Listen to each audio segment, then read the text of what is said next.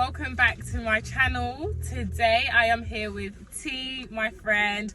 We've just finished work and we've decided to get some KFC, do a mukbang and speak about African and Asian culture, family, a bit similar to the video that I did with African mentality. There's quite a few things involved in this discussion, so I hope you guys like this video. T is actually, guys, a model, as you can see, right? So yeah, talk about your modeling and what you're doing currently. I'm actually a part-time model at the moment. I model for like modest wear and stuff, all sorts of modelling really, beauty, clothing. If you're interested, get in touch with me. My Instagram is starchowdhury. I'll put that down below for you all. Follow her, show some love, support, follow. My first question to you, T, is marrying someone that's not your race. I think, Yeah. well, I haven't got a problem with marrying anyone outside of my culture. Yeah. I think, for me, it's more the religion that matters. Okay. So, in terms of the culture, Yeah. I would probably marry anybody that kind of, In terms of the race, you mean? So as long as the person is, for Muslim. example, Muslim, Yeah. you will marry? Yeah. Okay. And that's just your preference. How do you feel about other people, or maybe other Asian girls that might I think marry? a lot of other Asians would agree Yeah. with me as well. But that's obviously Muslims, because in the Muslim community we try and stick to Muslims. Yeah. Because when you have kids, we want them to become Muslims as well. Yeah. But a lot of people in our culture do not like marrying outside of our race. Do you feel like this is a big thing in terms of Asian like families? A lot of Asians, because of their parents, because I feel like our parents pressure us to stay within our traditions and kind of marry within our community. But that's everyone's own choice, do you know what I mean? So yeah, I kind of feel the same, because as you guys know, I'm African, and I feel like with Africans, they do like to stay within their culture, their traditions, but I feel like a lot of African parents now, they're kind of understanding that we're starting to branch out and not only go with like Africans, like you see a lot of black girls with white men now, and it's like they're kind of understanding now is more like love is love, but there also are very strict African parents that is like, if this person, for example, I'm Congolese, so if that person is not Congolese, you can't bring him home. Seeing as we're talking about marriage, what are your thoughts on arranged marriage? People talk about it all the time. in my opinion, I wouldn't go for an arranged marriage, but that's just my preference, because I know what I want. And I feel like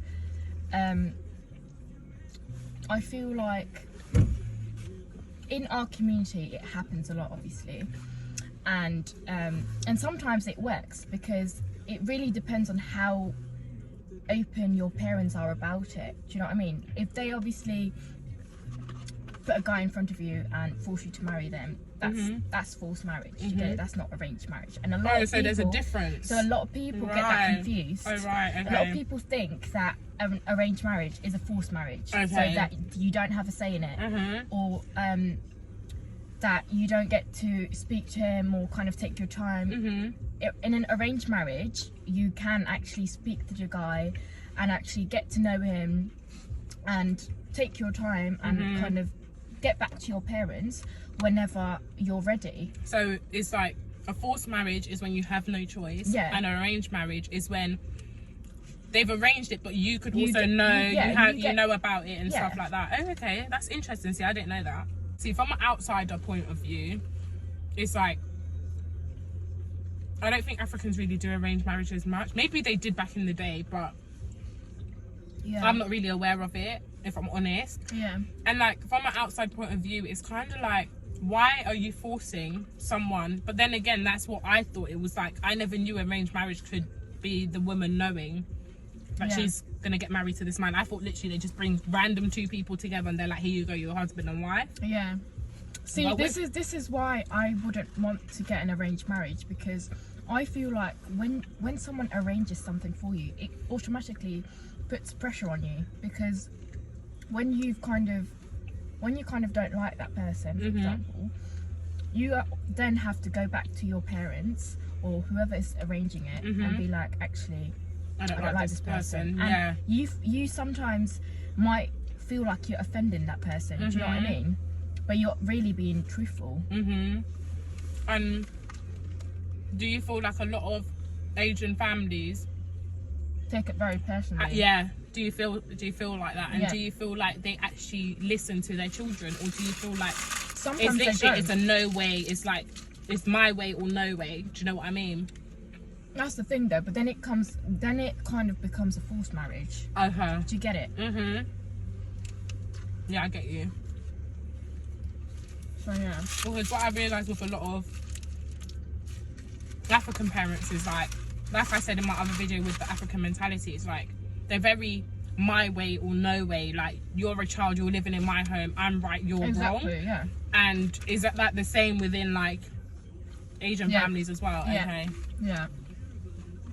In Asian families, you have to obviously respect your elders, but that would be with anyone anyway. Yeah. But it's more like you don't really get to have a say. Not as much. I mean, it really depends on the family and the parents, and how your parents have been raised themselves. Do you ever feel pressured to get married young? Oh yeah, I do. You do? What? Because I've got a lot of, I don't say Asian, but Muslim friends. Yeah. That it's like they're always like, oh my god, I need to get married, I need to find a husband.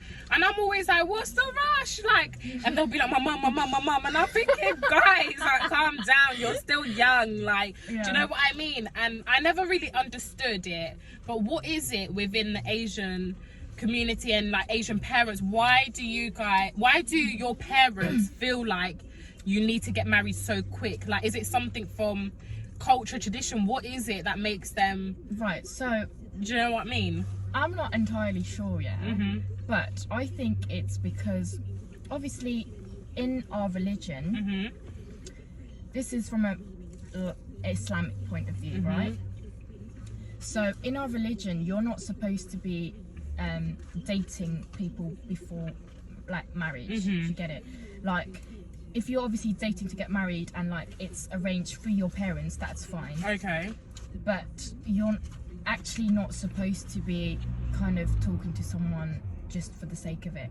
Okay. Yeah, so you're not meant to be dating unless you know you're gonna get married to the man. The reason why they kind of pressure us is because they don't want us to if you know you want to be with a person, you kind of have to marry them as soon as possible. Okay. Because you're sinning up until you've married that person. Because any kind... I get it, but in my head, what I think is, but you need to get to know someone before you marry them. But that's what a lot of our parents don't understand. Right. So they kind of feel like you can just meet someone, fall in love with them, and it's all going to work out. Not knowing that people need to actually have a connection. People actually need to build a relationship. I mean, it really is, like, every family is different, because a lot of our parents who are grown up back home are very narrow-minded. Facts. Right? Same with Africans. They think like that. Yeah. But it's like an Asian mentality. Yeah. Whereas people who are kind of a little bit more modern... I forgot I had coleslaw. Sorry. But yeah. People who are a little bit more modern would understand that you have to kind of get to know someone if you are going to marry this person, because this person is going to be with you for the rest of your life. Yeah. People don't realise that African and Asian families are very similar. I actually never knew that we're so similar in that sense until I met you. It's important to have friends from different countries, because I feel like when you don't, you're so narrow-minded, you're so ignorant, you don't understand it. Like, I've grown up with different types of people around me, so I know a lot of Muslim people, so when they say things, it's not a shock to me. It's like, I know this already, but there's other people that are like, what? Yeah. Like, and I think it's really important, like, if you don't understand something and you have friends that are African or that are...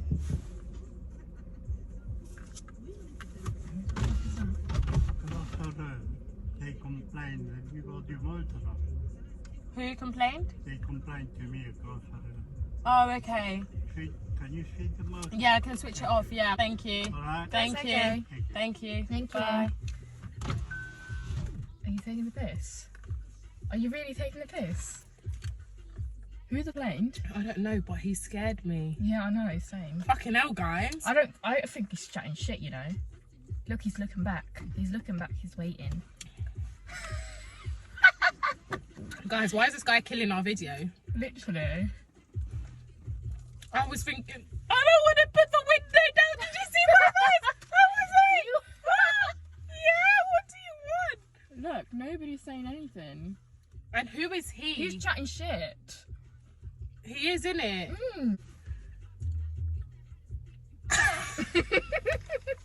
Anyways, guys, this man just came out of nowhere. What a weirdo. Maybe he's a community person.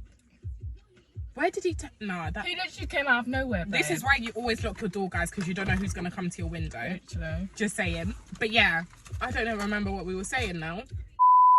And so basically, I do think it's important to kind of have different friends that can advise you. Like, I'm the type of person out of all my friends, I love having deep discussions about things, because it only gives us more knowledge on things that we don't know. We can ask questions, and then when you go out to the public world, you don't seem ignorant, you don't seem stupid. Yeah. You know what I mean? You know what you're talking about. When you were younger, did you ever feel forced into like being a Muslim? Or if not forced being a Muslim, forced wearing a headscarf? Because I have quite a few friends that have personally told me that they felt like they had no choice but to, you know, because it's kind of like you have no choice. How do you feel about it? I think in terms of the religion, because obviously my mum and dad are both Muslim, Yeah. I think it came naturally.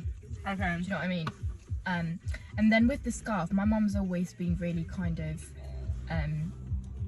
relaxed about it. Like, she's always told me not to wear it from a young age, because from a young age, you don't really know what you're doing. My mum's always kind of told me, my sisters, who are younger than me, actually started wearing it before I did. Really? Yeah. And I kind of, at the time, I kind of said to my mum that I wasn't ready for it yet.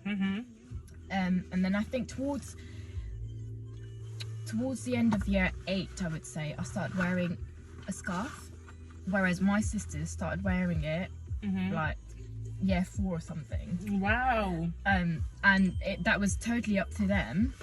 And my mum actually tried asking them if they were sure, because obviously they were still quite young, yeah. and they were quite stubborn about it at the time. We all wear it now, so yeah. And you don't feel, have you ever felt the need to ever, like, you know, it is challenging at times. At times when, for example, your hair is looking really nice and you kind of want to wear, like, show it off, kind of, but at the same time it becomes a lifestyle, and then you kind of explore different ways to do your scarf and how you kind of are comfortable wearing it. But yeah, that's interesting. Now I just want to speak about, off the whole marrying and the whole like religion and stuff like that, I want to speak about evil eye, because I think we speak about this a lot together. At work we do. And I kind of feel like it's something that I've always wanted to discuss. Yeah. Personally, I feel like because of evil eye and views on witchcraft and views on devilish things, basically, it's kind of made me a negative person, in terms of, I feel like I can't show anything off anymore because, oh my god, evil eye. You feel like you can't share things.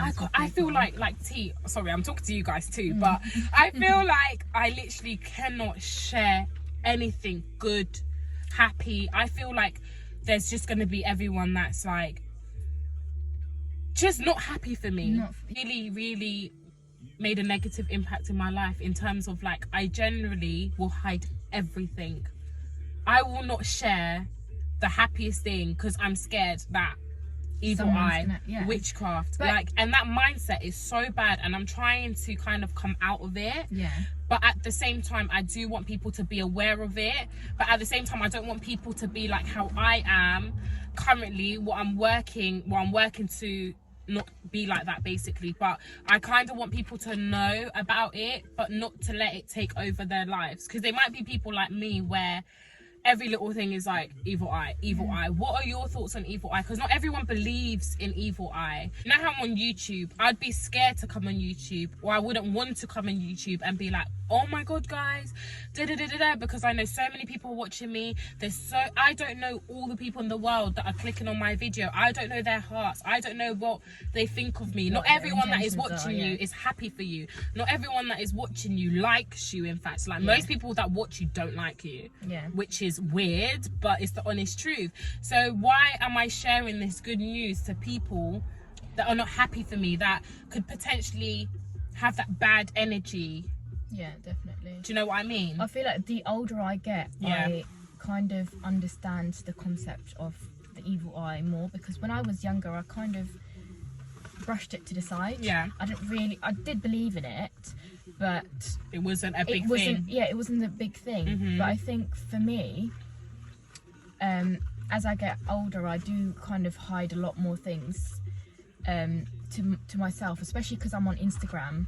I kind of keep it a lot more professional on there, and I don't kind of let out a lot of personal stuff. I do like obviously talk about myself, but I keep it to a minimum. Do you know what I mean? And is that due to evil eye, or is it due definitely evil eye, but also, and also privacy? Because I don't I like Instagram obviously, but I don't want the whole world to know everything about my life. Do you know what I mean? Another side to this that I was going to say is some people overshare too much. Yeah. Like I see people telling their whole life stories on YouTube, on Instagram, and then they wonder why when things fall apart. It's like, what's happening? It's like you don't want to explain what happened on YouTube or to your Instagram followers, but you were the person that opened up to them, so you have to expect them to question, oh, what's happened, and you will have to give them an answer. Yeah, exactly, because it was kind of your decision to put it out there, there and say, oh yeah, this has happened to me, that has happened to me. Like, you have to find a balance. Like, you don't have to share everything on social media, and I feel like that's something else. People love to share everything. I guess it's for the views or whatever, but I think it's also a case of them wanting to show off. It's the showing off as well. Do you think? Yeah, like showing like, oh yeah, I can get this, I can get that. But then again, I feel like also it's not just the YouTubers or the influencers or the model. It's not just them. I feel like it's the audience as well. It's people watching. Sometimes you demand too much. You want to know too much. You assume, like I watch videos and I look at comments and I'm like, why is this person saying this? You don't even know this person. You've never met this person. And I feel like as an audience, you also, as a supporter, as a subscriber, as a follower, you have to understand that these people are also humans. But do you know what I mean? Whatever you do though, like, you will always have someone hating. Yeah, 100%. No matter bigger what, you get, the more haters you get, you will always have one hater. Millions of haters, literally. It comes with it. Facts. But it's just, I think it's just people deal with things differently. Seeing as you're on Instagram, I'm on YouTube, this is something that I'm gonna bring in as well. How do you feel about social media being toxic? Social media, how do you feel? Oh my god, do you know what, guys? Seeing as she's here with us, I'm gonna question her on how you feel as being a model, and do you, with your looks, your body image, do you feel like you have to be perfect? Because oh my god, one of my subscribers asked me to talk on body image, so here you go, guys. Do you feel like as a model, because I'm gonna do my view as I'm not a model in it, so I'm gonna do really? No, I'm not. So how do you feel being a model? Do you feel like there's pressure to look good? Do you feel like you see people on Instagram and you're like, oh my god, like... I think we all, even me, even if I wasn't a model, I think we all scroll through Instagram and kind of see people and think, wow, I would die to look like that. Yeah, yeah. Do you know what I mean? But in terms of my modelling career, I don't get pressure to look a certain way, but I kind of do at times feel like I you have to look a certain way. Do you feel like your pictures have to be perfect? Yeah. Your videos, you know what I mean? Yeah. But that comes with me being a perfectionist. So whatever I do, you need to watch my video. Stop trying to be perfect. Tell her, guys. But yeah, go on. No, like that's just my personality. Like whatever I do, you have to go always 100 kind of literally. So I think that's just me being me. Yeah. When I first started doing modelling and all this Instagram stuff, I did feel like I constantly had to wear makeup, and constantly had to look good. But I think, and a lot of people feel like that because they feel like they don't look the same as they do in their pictures. Okay. And they want to look like that 24/7 in case somebody kind of sees them and they're like, oh, you don't actually look like this in real life. Yeah. And kind of calls them a catfish. Do you know what I mean? Yeah, but isn't that a level of insecurity to you? Yeah. It is. It is. Yeah. It is. I think I have learned to kind of, because I used to wear a lot of makeup before, and I used to You're beautiful with or without it, sis. Yeah. I've learned to kind of calm down on the makeup, and it's not like I felt ugly. I just felt like I felt a lot more prettier wearing makeup. Yeah, and don't get me wrong, from saying that, it doesn't mean that if you wear makeup all the time you don't feel good without makeup. That's not true, and we're not saying that either, because there's some people that just generally like to wear makeup to enhance their beauty. But there's also some people that are generally insecure without it, and that's why they wear it. But I feel like with me, feeling that I personally had to look like these other YouTubers, these influencers, and I'm just like, but I don't want to do that. Sometimes I just want to come on here looking like this with my KFC after work, and just, I don't feel like I don't like feeling that pressure of having to feel perfect. You shouldn't have to. Yeah, but at the this is you being real. I know, but it's like I felt like that was the way I would get my followers. That's the way how I would get the subscribers, the views. That's how you feel when you see everyone else doing it, and that's how they look. It kind of makes you feel like what you're doing is not good. You know what I mean? People forget that you have to maintain those followers. So if you can't, there will be days you won't have the energy to wear makeup, or you won't have the time to wear makeup. You'll be running late, and what will you do on those days? Yeah, that's true. I didn't even what think will of you that. do on those days? If you did want to record, you'd feel like, oh, I can't record because today because I'm not wearing makeup. Yeah, that's actually a good point, because I feel like there's a lot of young girls that see all of this on Instagram, see all of these YouTubers looking a specific way, and they feel like how we felt, feeling like you had to look like that. What would you tell them? Like, what would your advice be? Number one, nothing you see on Instagram is real. Facts. People have filters. People know how to edit things. Yeah. Even their body shape. Yeah. Like, it's ridiculous. Yeah. It's honestly not worth for you to think this is real. They're perfect. They're not perfect. Or I want to look like Nobody's perfect. Yeah. Yeah. And you should be happy with your own body. Yeah. And I feel like, as well, for me, I feel like I've been through that stage as well. I think we all have, as girls, as women. We're still, some of us are still going through it. Do you know what I mean? And I feel like it's just about learning to love yourself. It is hard because social media is such a big thing now.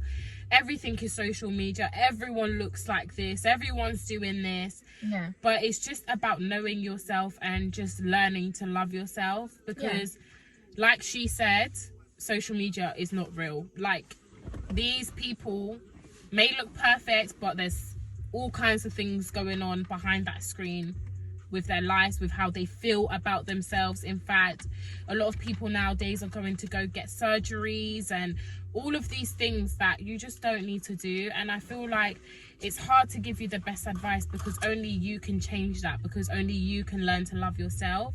There's always going to be someone out there that loves you. God loves you, and everyone that's around you loves you. And I think it's just about just having not watching right other people. as well. Another video that I've done. It's a hard topic, but it's just one of those ones where everyone goes through it, and you're perfect the way you are. You've all got your own journeys. You're young, and if you're not young, you're still, no matter how old you are, you're always still learning, you're always still growing, and there will always be someone out there that loves you for you. But the first person that loves you first is yourself. Yeah. Facts. 100%. Facts. That's pretty much it, guys. I feel like this was kind of like a chit chat all over the place, but there was so many things that we covered. Sorry guys, the camera died, but yeah, that was all. Just a little chit chat for you guys. I hope you liked the discussion. Like I said before, please follow T on Instagram, like, comment and subscribe, and I'll see you guys in my next video. Bye guys.